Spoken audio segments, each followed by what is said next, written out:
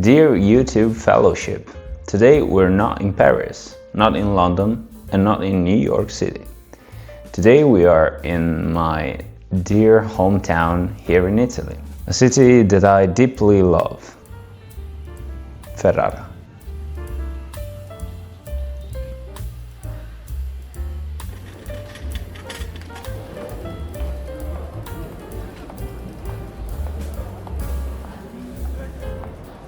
And in this video, I'm asking you this. Is it possible to make street photography even if you're not in one of those street photography paradises on Earth, just like New York and London? A lot of the street photographers that I love had some great moments shooting in amazing cities such as New York or London. And I honestly understand why. Seems like in these cities there is always some kind of movement. There are a lot of events and a lot of dynamism everywhere. But honestly, I love street photography and I'm not living in New York. So let's see what my hometown can give me.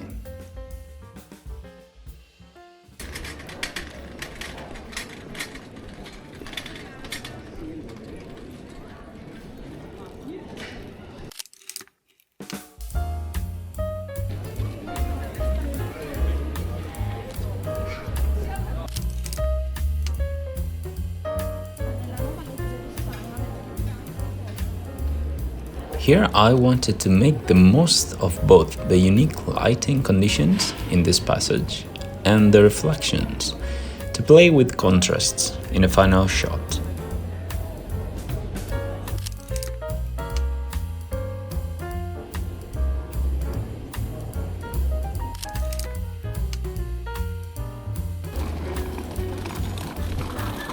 Just look at that beauty. The sun is shining and you can really feel that crisp, fresh air all around. It's actually the perfect day for street photography.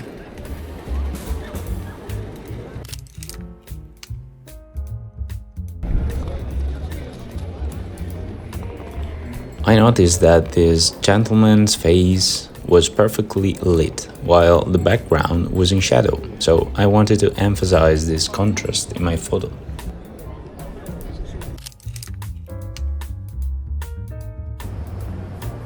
So, on this lovely walk, I'm in the company of my dear friends Alessio and Francisco. It's always nice to do a bit of photography when you're with other people, and with friends especially. Although in situations like this, the hardest thing for me is not to get too absorbed while I'm looking for shots or moments that might be interesting for me. Yeah, I'm not a portrait photographer and I don't like staged photography at all. But since they were with me, I thought I'd try something new. After all, it's always nice to experiment a bit in photography. And I loved it.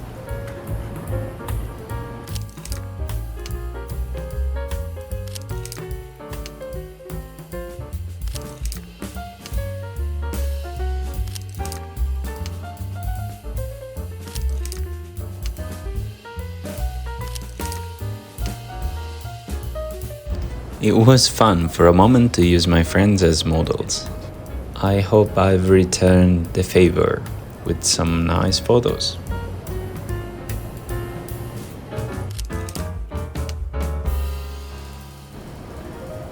Taking photos with models can have its fun moments, but I still stick to my idea. The pleasure I get from pure street photography is unmatched. Nothing planned, it's all about discovery, clearly taking into account plenty of failures and imperfect photos too. For example, I loved the moment captured here between this mother and her son, but I wasn't precise enough and the photo isn't in focus. Never mind, there'll be another chance.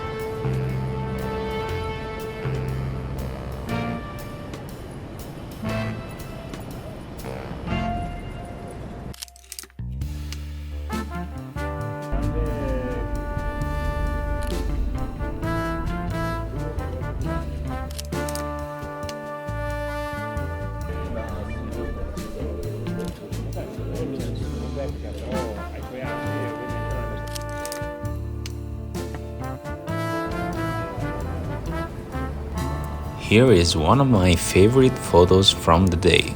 I love the contrast between the shadows in a shop window, the light bathing the mannequins, and the woman walking in the foreground.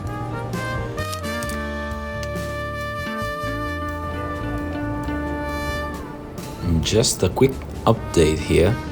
My friends and I are currently deciding which train to take tomorrow for a trip to Venice, another city I absolutely love, especially if there's a chance to take some photos.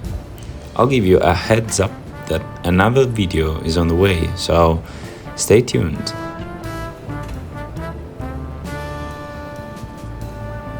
I'd like now to take a moment to recap the photos that I liked the best from today and explain why from my point of view. I love the contrast in this photo, the fact that there is just one light source reflecting off the puddles on the ground. I like its minimalistic look. I keep looking at this photo because right from the start, rather than the sky, it reminded me of the moon, with the clouds looking like craters. I don't know why, but it is stuck in my mind because of this slightly fanciful association. Here I love the moment captured in this photo, with its strong connection between youth and adulthood. I also love the woman's hands, which are echoed by Spider-Man's hand on the child's head. That's nice. I loved everything about this lady, from her dress to the basket she is carrying on her head. I would have preferred her to be the only person in this photo, but despite that, I like it. I'd say this woman's expression alone captures the power of this photo. I really like it. Who was she waiting for? What was she thinking?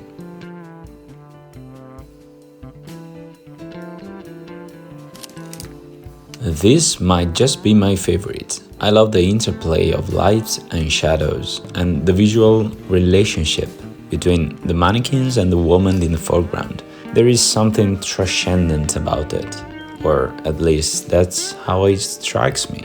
I really like it.